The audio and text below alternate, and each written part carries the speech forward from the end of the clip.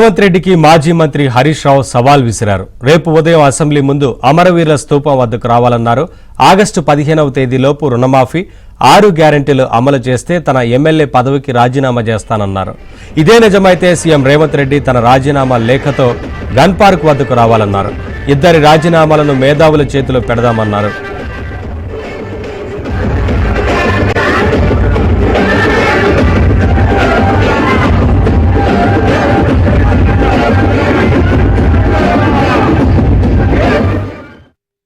గ్యారెంటీల అమలుకు మలుపైతది. మనం గెలిస్తేనే రేపు కాంగ్రెస్ వాళ్ళ మెడలు వంచి అసెంబ్లీలో 6 గ్యారెంటీలు అమలు చేస్తాం. రేవంత్ రెడ్డికి మొన్న నేను ఛాలెంజ్ చేసిన, ఏమన్నాడు? నేను ఆగస్టు 15వ తారీఖులో రుణమాఫీ చేస్తా అన్నాడు. రేపు మళ్ళా మెదక్ నుంచి రేవంత్ రెడ్డికి ఛాలెంజ్ చేస్తున్నా, రేపు పొద్దున 10 గంటలకు అసెంబ్లీ ముందు అమరవీరుల స్తూపం దగ్గరికి నేను వస్తా ఉన్నా. నా రాజీనామా లేఖతో నువ్వు వస్తావా?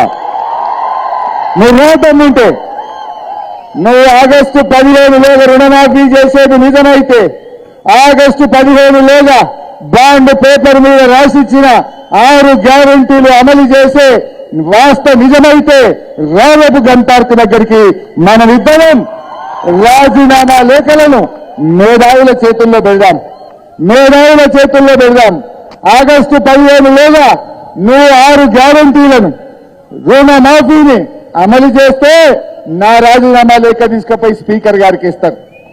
ఒకవేళ నువ్వు అమలు చేయకపోతే నీ రాజీనామా లేఖ తీసుకుపోయి గవర్నర్ గారికి ఇస్తారు.